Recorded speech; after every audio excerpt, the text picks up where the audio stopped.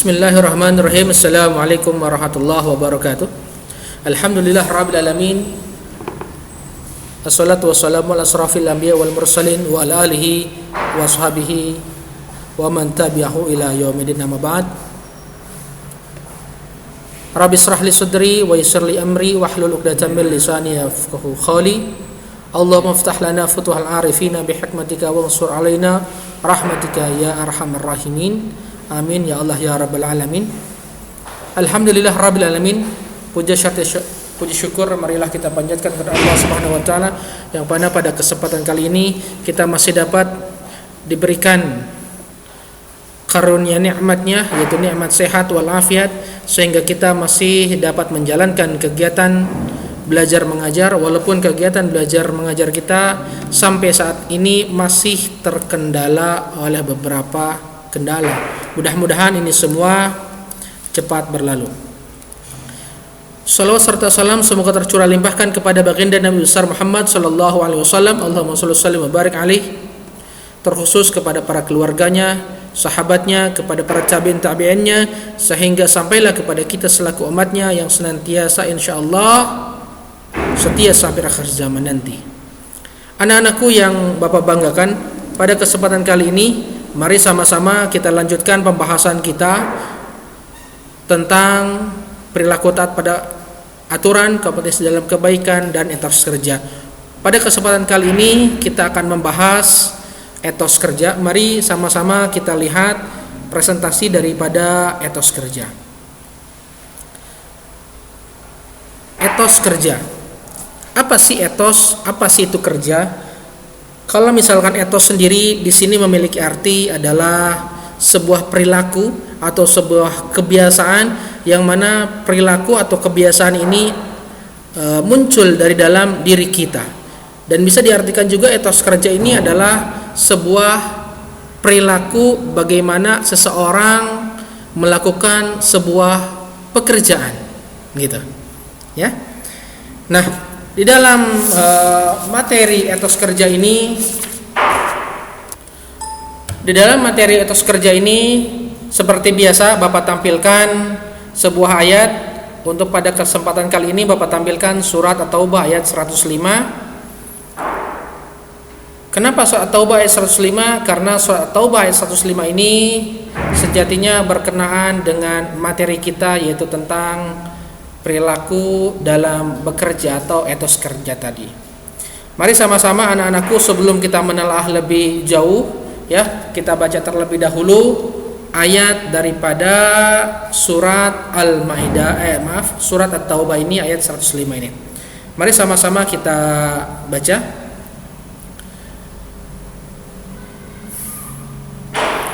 A'udzu billahi minasy syaithanir rajim. Bismillahirrahmanirrahim. Wa qul i'malu fasayarallahu 'amalakum wa rasuluhu wal mu'minun. Wa saturadduna ila 'alimil ghaibi wasyahadah. وَسَتُرَدُّونَ إِلَى عَالِمِ الْغَيْبِ وَالشَّهَادَةِ فَيُنَبِّئُكُم بِمَا كُنتُمْ تَعْمَلُونَ صَدَقَ اللَّهُ الْعَظِيمُ صَدَقَ اللَّهُ الْعَظِيمُ وَصَدَقَ رَسُولُ النَّبِيِّ الْكَرِيمُ وَنَحْنُ عَلَى ذَلِكَ مِنَ الشَّاهِدِينَ وَالشَّاكِرِينَ. Mudah-mudahan apa yang kita baca tadi, ya, bagi orang yang membacanya dan orang yang mendengarkannya mendapatkan kecurangan rahmat dari Allah Subhanahu wa taala. Amin ya Allah ya rabbal alamin. Baik anak-anakku, kita langsung saja masuk ke dalam pembahasan daripada tajwid yang ada pada surat At-Taubah ayat 105 ini. Seperti biasa di sini Bapak tidak menampilkan banyak-banyak tajwid yang ada pada surat tersebut. Bapak di sini hanya menampilkan 5 saja. Kalau misalkan kita bahas, ya, itu sebenarnya banyak, tapi Bapak tampilkan seperti biasa di sini hanya 5 pembahasan tajwid saja. Mari sama-sama kita bahas tajwidnya. Yang pertama ada kalimat fasayarallah. fasayarallah.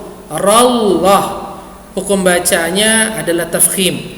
Kenapa dia hukum bacaannya tafkhim? Karena di sini ada lafzul jalalah. Lafzul jalalah itu adalah kalimat Allah, ya. Sebelum kalimat Allah ini ada huruf yang berharokat fathah, yaitu ra. Di sini harokatnya fathah. Apabila ada lafzul jalalah didahului oleh tanda baca fathah dan dhammah, maka hukum bacaannya disebut dengan tafkhim. Yang kedua, wal mu'minun, wal. Nah, di sini bacanya wal, jelas alif lamnya dibaca jelas, wal, ya. Maka hukum bacaannya adalah alif lam qamariyah. Kenapa di sini hukum bacanya alif lam qamariyah? Ya, karena di sini ada alif lam, ini alif, ini lamnya bertemu dengan huruf mim, ya, ini huruf mim, ya, tidak bertasydid, atau huruf mim ini masuk dalam huruf alif lam qamariyah seperti itu, ya. Lalu berikutnya wasyahadah, wasya hukum bacanya adalah alif lam syamsiyah. Kenapa di alif lam syamsiyah? Ya, karena di sini ada alif lam, ya, sama seperti yang atas, ada alif lam, ya, ada alif lam, tapi alif lam ini dia bertemu dengan huruf shin, dan shinnya dia bertasydid. Nah, ini shin, ini shinnya bertasydid ini, ya, ya, atau shin ini, ya, dia adalah huruf daripada huruf syamsiyah, maka hukum bacaannya disebut alif lam syamsiyah. Yang berikutnya fayunabbiukum bima, fayunabbiukum kumbi, hukum bacanya adalah ikhfa syafawi. Kenapa hukum bacanya ikhfa syafawi? Karena, ya, kita lihat di sini ada huruf mim, ya, huruf mim bertemu dengan huruf ba. Apabila huruf mim bertemu dengan huruf ba, ya, mimnya ini adalah mim sukun, ya, maaf anak-anakku, mim sukun bertemu dengan huruf ba, maka hukum bacanya disebut dengan ikhfa syafawi, ya, gitu. Kalau misalkan mim sukun bertemu dengan ba, ikhfa syafawi. Kalau mim sukun bertemu dengan huruf mim disebut dengan idgham mimmi. Tapi kalau huruf mim bertemu dengan seluruh huruf hijaiyah kecuali mim dan ba, apa hukum bacanya coba anak-anakku? Ada yang tahu? Ya, idhar syafawi hukum bacaannya. Oke. Yang berikutnya adalah ta'malun, lun, ya, hukum bacaannya di sini adalah mad arid lis sukun. Kenapa mad arid lis sukun? Karena di sini ada mad tabi'i. Mana mad tabi'inya? Nah, di sini mad tabi'inya. Di sini ada waw sukun, ya, didahului oleh huruf yang berharokat dhammah, atau dhammah ini bertemu dengan huruf waw. Ya, ketika dhammah bertemu dengan huruf waw, maka hukum bacanya mad tabi'i. Nah, mad tabi'i ini dia posisinya berada di akhir kalimat. Makanya di sini ada 105, maka dia ada di akhir kalimat. Ketika ada di akhir kalimat seperti ini, maka hukum bacanya disebut dengan mad arid lis sukun, ya. Itulah anak-anakku pembahasan tentang tajwid yang ada pada surat At-Taubah ayat 105 ini. Kalau misalkan kita mau bahas, ini banyak, ya, tapi 5 saja, ya. Mudah-mudahan dengan 5 ini pun kalian dapat mencernanya, ya. Baik, itulah pembahasan tentang tajwid pada surat Al-Maidah, pada surat Taubah ayat 105. Berikutnya kita masuk ke dalam makna dan ayat, makna ayat dan pembahasan, ya. Kita lihat di sini makna ayat dan pembahasan. Kemarin sudah Bapak jelaskan mahwal makna itu adalah arti kata, ya. Makna ayat berarti arti daripada ayat. Kalau pembahasan, ya pembahasan daripada ayat, berarti intisari daripada ayat tersebut. Nah, kita bahas sekarang tentang makna ayat dan pembahasan daripada makna ayat tersebut. Oke. Yang pertama di sini ada wa qul i'malu, yang artinya dan katakanlah, bekerjalah kamu. Ya, qul ini artinya dan katakanlah, i'malu artinya bekerjalah kamu, ya, atau bekerjalah kalian semua, ya.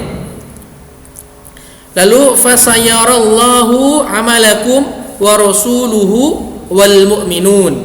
Ya, yang artinya fasayarallah, maka Allah akan melihat pekerjaanmu. Fasayarallahu amalakum. Sampai sini, maka Allah akan melihat pekerjaanmu. Wa rasuluhu wal mu'minun, begitu juga rasulnya dan orang mukmin, ya. Wa saturadduna ila alimil ghaibi wasyahadati fayunabbiukum bima kuntum ta'malun.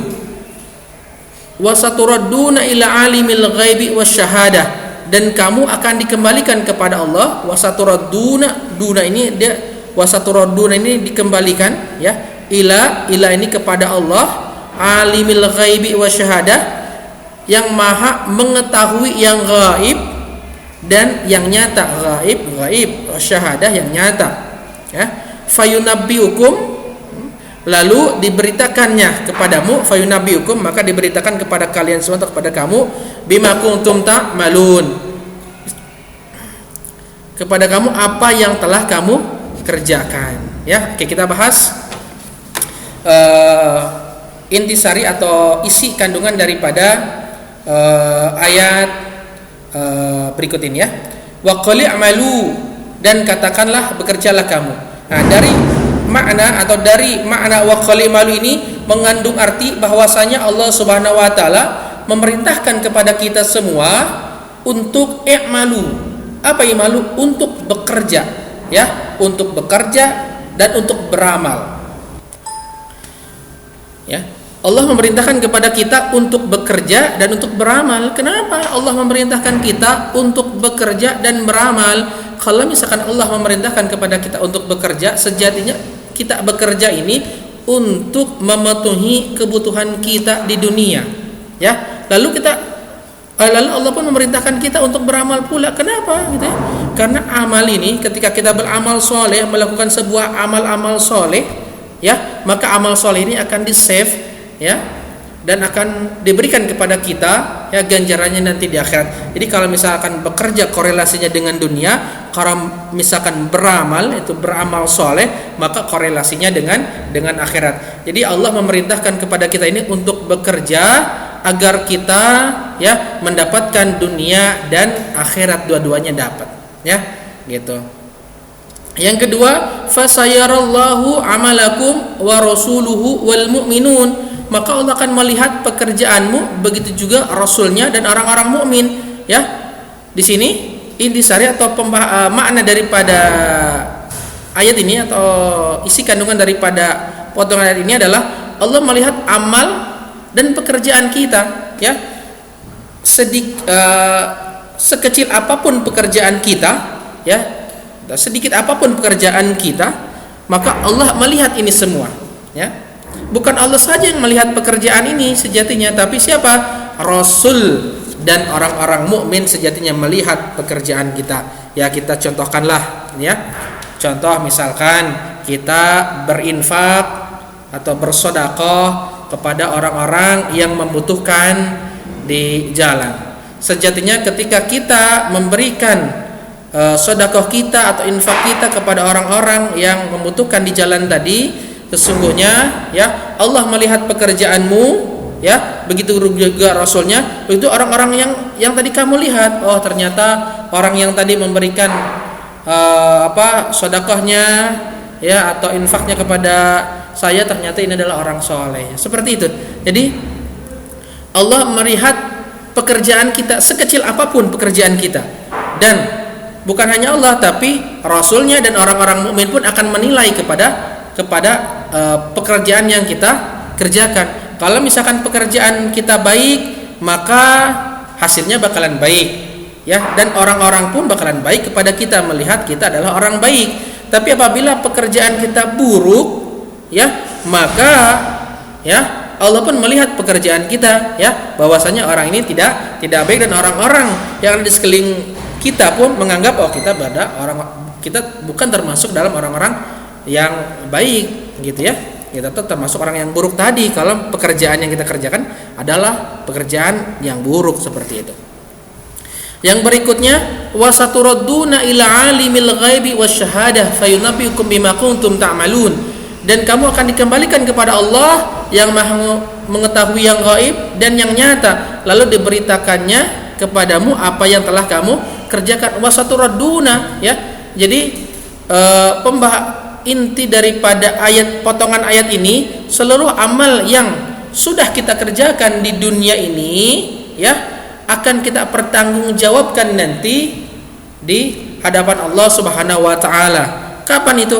Nanti ketika kita sudah dibangkitkan masuk ke dalam fase yaumul mizan ya. Hari pembalasan atau hari ditimbang, di mana amal baik, amal buruk kita ditimbang di situ. Nah, di situ kita akan mempertanggungjawabkan seluruh amal perbuatan kita. Makanya hati-hati ya. Hati-hati apa? Hati-hati kita harus selalu mengerjakan amalan-amalan yang baik, karena seluruh amalan kita ini akan kita pertanggungjawabkan nanti, sekecil apapun itu ya akan dipertanggungjawabkan ya. Wa may ya'mal mithqala dzarratin khairan yarah wa may ya'mal mithqala dzarratin syarran yarah ya. Itu sekecil biji zarah pun kebaikan yang kita lakukan akan dipertanggungjawabkan. Begitu pula kejahatan sekecil apapun yang kita lakukan ya, itu pun akan kita pertanggungjawabkan di hadapan Allah Subhanahu wa taala. Seperti itu. Makanya Bapak nitip kepada anak-anakku semua, siswa-siswi SMA Negeri 10, yuk sama-sama kita memiliki sikap. Sikap apa? Sikap untuk beramal dan bekerja ya, tapi ini semua harus mengarah dalam kebaikan. Kalau misalkan bekerja mengarah dalam pekerjaan yang baik, kalau misalkan beramal pun mengarah kepada amal-amal yang soleh ya. Apa amal-amal yang soleh? Banyak, salah satunya berinfak, bersedekah, melakukan sholat 5 waktu tepat waktu ya, nurut kepada orang tua ya. Itu adalah melakukan amal-amal soleh ya. Gitu, seperti itu ya. Itulah pesan Bapak, mudah-mudahan ada manfaatnya. Sekian dari Bapak, kurang lebihnya mohon maaf. Kita akhiri sama-sama dengan membaca hamdalah alhamdulillahirabbil alamin. Wassalamualaikum warahmatullahi wabarakatuh.